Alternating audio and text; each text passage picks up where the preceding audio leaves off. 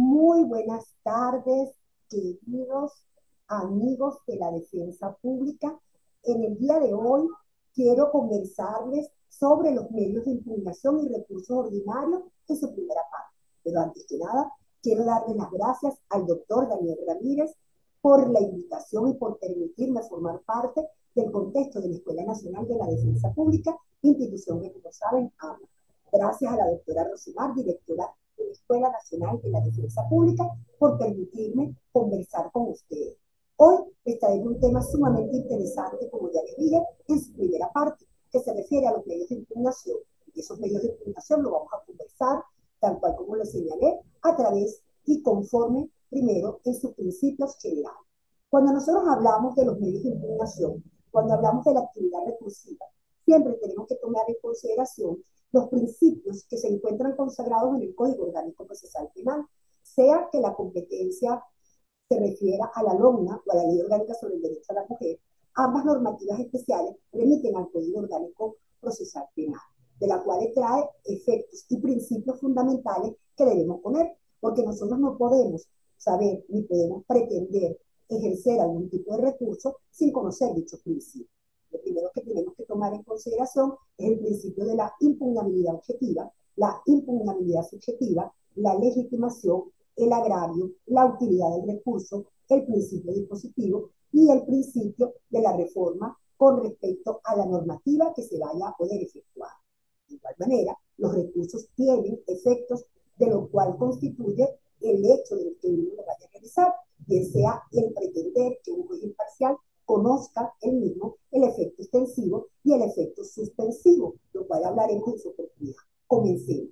Nosotros no podemos pretender, voy a hacer un recurso de apelación, voy a hacer un recurso de apelación de sentencia, si primero no conocemos los principios. Y es fundamental que en materia recursiva, ustedes defensores, compañeros, colegas, estudiantes de Derecho, tengan en consideración que en materia recursiva se rige y se fundamenta de acuerdo al artículo 423 por el principio de la impugnabilidad objetiva. Es decir, que la propia norma establece en función del principio de la legalidad y el principio de la tipicidad cuáles son las decisiones que pueden ser recurridas por mandato de ley y cuáles son los recursos que se pueden efectuar en ella. De allí que la propia normativa establece de manera expresa cuál es el medio de impugnación, de manera expresa cuáles son las decisiones recurribles y de manera expresa cuáles son los motivos por los cuales yo puedo recurrir.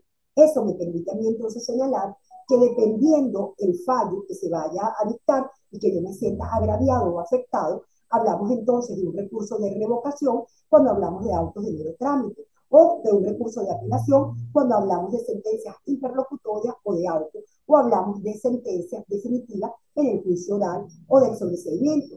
Y hablamos de un recurso de casación y de un recurso de revisión, que serían recursos extraordinarios. ¿De qué manera y de qué forma? Pues la propia ley establece cuáles van a ser los motivos. Establecen motivos de manera expresa en lo que se refiere a la sentencia definitiva, apelación de sentencia definitiva. Aparecen presupuestos en el recurso de casación y aparecen los motivos en el recurso de revisión. Excepcionalmente, en la apelación de auto solamente señala cuáles son las decisiones que se pueden recurrir por esa vía, pero no establece cuáles son los motivos. Pero los motivos ya yo les voy a enseñar una técnica de cómo ustedes lo pueden hacer. Y el recurso de revocación constituye un recurso mediante el cual la persona solicita al mismo juez que la dicta que reconsidere la decisión, pero solamente se refiere al contexto de autos de mero trámite y de sustanciación, es decir, que estamos hablando de infracciones de ley. En este orden de las ideas, es importante que ustedes tengan claridad que no solamente es el contexto de los motivos, sino que hay que tomar en consideración que la materia recursiva no tiene que ver con el ser humano que la dicta. Es decir, yo no voy a atacar ni voy a recurrir hablando o desarrollando o escribiendo mal del fiscal, del defensor o del juez. Yo voy a atacar jurídicamente la decisión, pero para poderla atacar jurídicamente y determinar si tiene un agravio, tengo que saber lo que es una decisión. Y la propia norma del artículo 157 del COD establece que las decisiones de los tribunales serán emitidas mediante sentencia o auto fundado, so pena de nulidad, tomando en cuenta los autos de mera sustanciación. La sentencia establece la propia norma, se dictan para absolver, condenar o sobreseer. Y los autos se dictan para poder decidir una incidencia. Es decir, que nosotros podemos recurrir de los autos de mero trámite, de los autos fundados y por supuesto de las sentencias que se van a poder desarrollar. Eso permite entonces establecer una clasificación de lo que yo pudiera recurrir. Por ejemplo, cuando hablamos de una apelación de auto, que es la llamada sentencia interlocutoria, hablamos de las decisiones que ocurren en una audiencia de presentación cuando dictan una medida cautelar sustitutiva o una medida privativa de libertad. Cuando dictan o niegan alguna solicitud dentro de una audiencia preliminar, hablamos de niegan un experto o una figura de prueba o con lo que tiene que ver con las medidas cautelares que se vayan a poder efectuar. Que es importante que ustedes tomen en consideración también como principio fundamental qué decisiones no se pueden recurrir. El auto de apertura a juicio no es recurrible, pero ojo, el auto de apertura a juicio, pero el auto en donde se niegan las pruebas o se admiten pruebas que son ilegales, sí se pueden apelar. Hay casos, de acuerdo a la doble conformidad, que no son recurribles conforme al artículo 460 y por supuesto la decisión de la reclamación civil, de la cual les recomiendo revisar la sentencia para que ustedes puedan señalar. Tomando en cuenta que no es lo que yo quiera recurrir, no es porque yo considere de que el juez me llamó Petra en vez de llamarme señora Petra y no me gustó, no es porque no me gustó la decisión como ella lo hizo, sino que tiene que ver si yo tengo capacidad para poder recurrir. Entonces también habría que determinar que no cualquier persona puede recurrir, tiene que ser quien tenga un interés directo. Yo como madre de la persona imputada puedo apelar, no, solamente puede apelar el imputado, el defensor, el fiscal, el representante de la víctima, es decir, la ley le reconoce tal derecho. Y eso le estamos hablando con las personas que puedan tener la legitimación subjetiva que se tiene que llegar a demostrar para poderla fundamentar. Esos actos, ¿verdad?, revisten un carácter fundamental porque permiten determinar dentro de la decisión objetiva, dentro de la decisión subjetiva, qué es lo que nosotros podemos apelar y qué no podemos apelar. Ese directo, esa intención directa del que pudiera señalarse, guarda relación directa con el contexto de la legitimación de la víctima, para la cual es importante que todos los abogados que vayan a ejercer el recurso tomen en consideración la norma, no les dé pena estar con el código en la mano, del 122 del Código Orgánico Procesal Penal, y tomen en consideración aspectos en cómo deben hacer la interpretación para poder definir esto, y siguiendo el orden correlativo, de acuerdo a los principios, es obligatorio que ustedes tengan conocimiento que existen principios relacionados a la prohibición de conocer. Se entiende que en la apelación de auto y en la apelación de sentencia se pretende que conozca el juez de alzada, el juez acto, otro juez diferente, imparcial, por cuanto yo no estoy de acuerdo, tomando en consideración que están los motivos previstos en la ley y que existen los vicios en este fallo para poder ejercer el recurso. Tiene efecto extensivo y también tiene efecto suspensivo, que ya vamos a detallar con cuidado para poder dejar claro esa concepción. El principio de la prohibición jurisdiccional, donde el artículo 425 señala expresamente que el juez que decide no puede volver a decidir su propia causa, no la puede desestimar, no la puede declarar por lugar, salvo que sea el recurso de revocación, deviene constantemente del contexto de que yo solicito la nulidad de esa audiencia y de que yo estoy pretendiendo que un juez imparcial diferente tome en consideración los alegatos que yo estoy señalando. En ese orden, y tomando en cuenta en términos grosos de lo que pudieran ser esos principios, es importante que ustedes conozcan que en materia recursiva la formalidad es fundamental. Y aquí quiero detenerme. El artículo 257 de la Carta Política Fundamental señala de que el proceso no tiene formalidades o está exento de formalidades no esenciales. Pero esas formalidades no esenciales tienen que ver con el contexto de la garantía y de los derechos. Es decir, que sea con celeridad, con tutela judicial efectiva. Cuando hay algún aspecto que pudiera afectar algún derecho de otra persona, se considera una formalidad esencial. El interponer recursos de manera formal a través de un escrito, llenando los requisitos, constituye una garantía y constituye el ejercicio del derecho a la defensa para la otra persona y, por supuesto, para que lo pueda conocer el juez, tomando en cuenta también el contexto del agravio. Por eso, queridos amigos, quiero señalarles que los recursos no se interponen en una hoja y de manera aleatoria yo voy ejerciendo, yo, María Alejandra, me siento agredida y apelo. Así no se apela, así no se puede, ¿verdad?, leer un recurso que pretendamos que un juez imparcial de otra instancia pueda decidir. De igual manera, es importante que tomen en consideración que así como existen motivos para poder apelar, así como existen decisiones que son recurribles, también debe existir el contexto del agravio. Hay decisiones que son recurribles pero que no me causan un agravio. Por ejemplo, la decisión de una sentencia absolutoria, si yo soy el condenado, si yo fui la persona llevada al proceso, el defensor, no tiene el agravio para poder apelar, por cuanto no existe un agravio para él, y eso es fundamental, porque no se puede causar un agravio formal a él. ¿A qué conlleva esto? Que el primer reto que tiene el recurrente, cualquiera que sea, es que su recurso no sea declarado inadmisible.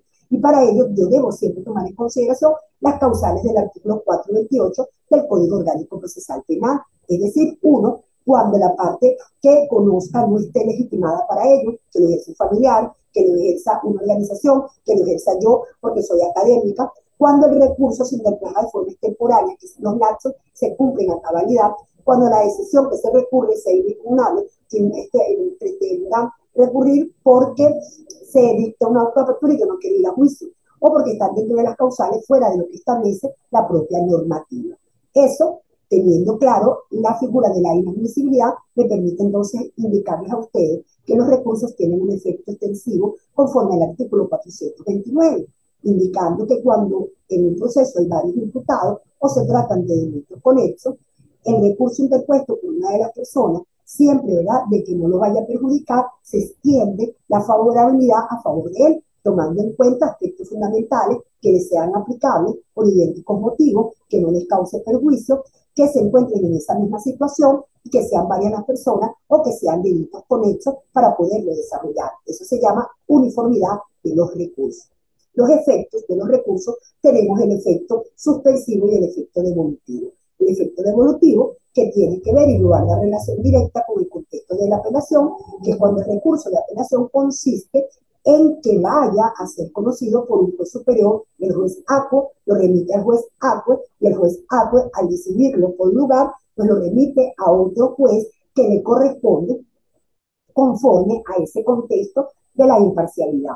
Pero el efecto suspensivo tiene que ver, ojo, con un efecto cuando el fiscal del Ministerio Público ejerce el recurso de apelación bajo la modalidad del efecto suspensivo, por cuanto considera que la medida privativa de libertad que él solicitó debería ser acordada. Ese presupuesto se encuentra previsto en el Código Orgánico Procesal Penal. Oído al tambor. No existe apelación con efecto suspensivo. Lo que existe es apelación en la modalidad con el efecto suspensivo. Son cosas diferentes porque en el derecho las cosas se deben hablar de manera formal. Ese efecto suspensivo, de acuerdo a las propias palabras del maestro Klaus Ratzin, tiene que ver de la figura de la interposición respectiva de recursos, o sea, que sea postergada la decisión porque yo no estoy de acuerdo al contexto fundamentado. Pero vamos mucho más allá. ¿Cuáles serían los presupuestos de esos recursos, tanto comunes como especiales, para poder entender la realidad del mismo? Y eso nos permite establecer la clasificación. Y la clasificación tiene que ver, uno, cuando estamos hablando de recursos con efecto devolutivo, apelaciones, y dos, cuando sean de no devolutivo. Cuando hablamos del contexto de las apelaciones devolutivas, hablamos de recurso de apelación y, por supuesto, hablamos de recurso de casación. Cuando hablamos de recursos no devolutivos, hablamos del recurso de revocación, por cuanto es el mismo juez que lo decide. Los recursos también se clasifican si son ordinarios o extraordinarios. Tenemos que los recursos ordinarios son los recursos de revocación, el recurso de apelación de auto, el recurso de apelación de sentencia. Y hablamos del contexto de recursos extraordinarios cuando nos referimos específicamente a la casación y al recurso de revisión. Es decir, volvemos entonces a tener en consideración que cuando ustedes estén ante un fallo interlocutorio, ante una sentencia definitiva o ante un auto de mero trámite que tenga motivos para poder ser impugnable, estamos ante un recurso ordinario. Pero si fuera el caso de un recurso de revisión, que es fundamental que ustedes tengan en consideración la normativa legal o en el recurso de casación, cuyas causales son taxativas, pues debe ser conocido por el TCJ y se considera directamente como un recurso extraordinario. Esto nos permite señalar que yo no puedo indicar cómo se hace un recurso si primero no entiendo cuáles son los requisitos, tanto subjetivos como objetivos. El primer requisito subjetivo es que sea ante un juez competente y que yo sea competente para poderlo ejercer. Me explico. Yo, María Alejandra Mancebo, en mi carácter de defensor público de Pedro Pérez, estando legitimado en autos, procedo a ejercer, tengo la legitimación subjetiva. Lo realizo ante el juez que dictó el fallo para que él lo remita ante el juez que le corresponde. No puedo, ¿verdad?, pretenderlo ejercer a través del padre. Esos recursos, ¿verdad?, objetivos tienen que ver qué se necesita recurrir, cuál es el agravio. Y eso, ese contexto de cuál es el agravio me permite señalar qué fue lo que me causó el agravio. Que me dictaran una cautelar sustitutiva, que me dictaran una privativa de la libertad, de qué forma lo debo interponer, cuáles son el contexto, cuáles son las partes que debe llevar el recurso y en qué tiempo, 3 días, 5 días, 10 días, de acuerdo a lo que me señala la propia normativa. Para poder entender estos requisitos subjetivos y objetivos, tenemos que recapitular y entender que el juez se pronuncia a través de una sentencia. Y es la sentencia a la cual yo voy a atacar jurídicamente, es lo que yo voy a impugnar. Esa sentencia es un acto de voluntad que debe ser razonado, motivado, y que cuando hablamos de sentencia, no de auto, hablamos de que se dicta en un juicio oral en principio. La propia Sala Constitucional, desde el año 2008, ha señalado de manera fundamental de que la sentencia forma parte de la comunicación fundamental del órgano jurisdiccional. En materia de recursos, es para nosotros fundamental saber a qué tipo de sentencia nos estamos refiriendo para saber qué tipo de recursos pudiéramos llegar a interponer. Primero, las decisiones de mero trámite, que se refieren definitivamente al recurso de revocación y son las que resuelven cuestiones de impulso procesal, no afectan en la esencia de la causa. Las decisiones interlocutorias o auto, que son las que se refieren a las incidencias, una privativa, una no admisión de una prueba, y las sentencias definitivas, que son aquellas que se resuelven de manera definitiva el proceso y lo logran solventar. Teniendo en cuenta el tipo de decisión, podemos entonces a señalar de que una auto de mero trámite que tiene por objeto es el impulso del proceso, por ejemplo, cuando me niegan una prueba o cuando me declaran sin lugar una respuesta y yo tengo que ejercerlo en el juicio oral, forman parte de que no llegan a constituir una interlocutoria porque no forman parte y no deciden la incidencia. Cuando hablamos de una sentencia interlocutoria, son aquellas que deciden sobre incidencias que afectan el proceso y la sentencia definitiva, que son las que ponen fin al proceso. Eso nos obliga fundamentalmente entonces que al momento de recurrir lo primero que tengo que es analizar la sentencia. Recuerden que yo voy a impugnar, yo voy a atacar jurídicamente si la sentencia, pero tengo que saber cuáles son sus requisitos. El primer requisito es que debe contener una sentencia, quién es el juez, quiénes son las partes, tanto fiscal como víctima, como defensa, si hay acusado, este acusador privado o no, si hay defensor público privado o no. El segundo es la enunciación de los hechos y circunstancias, que tiene que ver con el resumen de las decisiones, tiene que ver con los hechos que dieron lugar a la causa que esté debidamente fundamentado. Tenemos un tercer motivo que tiene que ver con las circunstancias de hecho. Ojo, esto tiene que ver con que se expresen los hechos conforme a las bases de las pruebas que se estén efectuando. Eso es la esencia de la llamada fundamentación o motivación. Pero vamos mucho más allá, porque cuando hablamos de la motivación, hablamos de la columna vertebral de lo que es un fallo. Hablamos de la columna vertebral porque constituye la representación del artículo 26 de la Carta Política Fundamental. Una motivación de la sentencia no es enumerar taxativamente los elementos, no es copiar la acusación, no es copiar el escrito de secciones, sencillamente es establecer una operación lógica, una operación de lo que constituye intelectual por parte del órgano jurisdiccional para poder solventar, y así lo ha determinado la sentencia de la Sala Constitucional y en doctrina desde el año 2005, que las sentencias se tienen que valer por sí mismas y deben explicarse por sí mismas. Por ende, es que tenemos que, dentro de sus requisitos, una exposición fundamentada de los hechos, en donde tenemos un capítulo aparte donde se establece de por qué esos hechos encuadran en el tipo penal. Ojo, no basta con que el juez enumere los hechos que le traslada o que le redacta el fiscal, sino que él tiene que hacer una narrativa propia para poderlo encuadrar en el tipo penal. No basta tampoco que él copie el artículo para considerar que está lleno de ese requisito fundamental. Y allí que la propia jurisprudencia convertida en doctrina ha señalado que explicar la razón jurídica forma parte de la motivación propia de la resolución jurídica.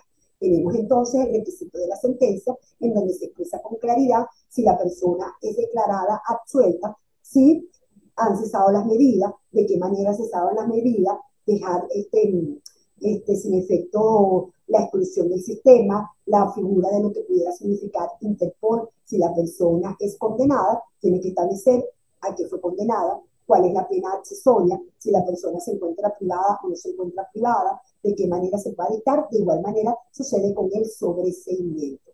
Es importante aclarar que poca gente le toma atención y que les encanta hacer audiencias de manera típica, que las sentencias deben estar firmadas por el juez. Si no están firmadas por el juez, las sentencias son nulas. Parece una tontería, pero no lo es. Aquí vengo a darle unos tips, porque en una segunda parte les explicaré cómo se hace el recurso de apelación de auto y de sentencia definitiva. El primer tip de lo que les voy a hablar es sobre los vicios de la sentencia. ¿Cómo saber si una sentencia no cumple con los requisitos del artículo 346 del Código Orgánico Procesal Penal? El primer vicio que tenemos es la falta o insuficiencia de individualización del imputado. Son imputados, son acusados 6 personas y de manera general el juzgador coloca en una misma posición como autor a las personas que tienen un grado de participación. Eso vicia la sentencia a través de una insuficiencia de la individualización. Pero también tenemos la falta de enunciación del hecho, cuando la sentencia carece de qué es lo que se está acusando y cuál es la pretensión por la cual fue llevada al juicio. Pero también tenemos la falta defectuosa del hecho, es decir, cuando carece de claridad, modo, tiempo y lugar, donde tenemos los hechos que son copiados de la acusación fiscal y no es una operación lógica, intelectual por parte del juez, donde él relata los hechos que ocurrieron de la manera para poder ser subsumida en una norma penal. Es decir, que tiene que elaborar lo que tiene que ver con el contexto tanto objetivo como subjetivo, y es el caso típico para poder ejercer la figura de un recurso por falta de determinación de los hechos, que es la falta de motivación. Es importante aclarar que la falta de motivación en lo que se refiere a la prueba tiene varios incisos. Queremos tenerlo cuando sea una inclusión indebida, es decir, cuando se decide con una prueba que fue incorporada de manera ilegal, ilícita o contraviene la Constitución. Por ejemplo, cuando fue incorporada y decidida con una experticia que no cumplió con los mandatos de la ley, cuando se fue incorporada, condenada, absuelta con una prueba anticipada sin seguir las reglas, entre otras. Una omisión indebida también es cuando yo tomo en cuenta de que yo decido una condena con una prueba que no existe. Es decir, decido sobre condenado y es culpable de un delito de homicidio sin el protocolo de autopsia, y por supuesto la falta de fundamentación cuando versa decisivamente de que no hay cuestión sobre la cual ellos señalan y no hay prueba, sino que existe una relación. Ejemplo, yo voy a condenar por el delito de robo basándome en un protocolo de autopsia. Voy a condenar por el delito de legitimación de capitales basándome en un examen psicológico. Es decir, que estamos hablando de sustentos que se ven afectados. Y ahí vamos mucho más allá para poder desentrañar y poder analizar esa sentencia en lo que se refiere propiamente a la motivación. Tenemos la llamada motivación aparente, que es cuando el juzgador comienza a citar diversos autores para confundir al lector, pero no lo relaciona con las pruebas, no lo relaciona con los hechos, no relaciona la forma como es valorado con respecto a ello. Es decir, es una fundamentación, una motivación aparente, falta de motivación. También existe, y que es muy común, la motivación global, que es cuando el jugador de manera global señala y queda condenado porque se comprobó, y una narración de los hechos sin haber colocado las pruebas de manera concreta y qué fue lo que probó con cada prueba. O una motivación arbitraria, que es cuando yo decido que la prueba tiene una fundamentación que no le corresponde y no la valoro, o sencillamente la silencio. Eso permite señalar que dentro de esa falta de fundamentación genera que la inmotivación por el hecho generalmente va a conllevar a la nulidad del proceso. Es importante que ustedes, queridos amigos, como claves que les estoy dando, que yo utilizo para poder recurrir y para poder analizar todo lo que tiene que ver con la sentencia, también visualizar si la sentencia es contradictoria, es ilógica o es omisiva. Es decir, cuando tenemos una motivación contradictoria, porque existe una similitud constante donde existen compatibilidades de razones, donde unen hechos de un delito de legitimación con un delito de robo agravado que no guardan relación.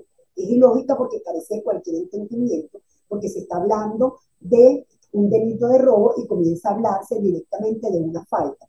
O cuando hablamos de una omisión total, que es cuando la motivación es incompleta, no está sustentada y no lleva el comporte y el soporte que lo fundamenta.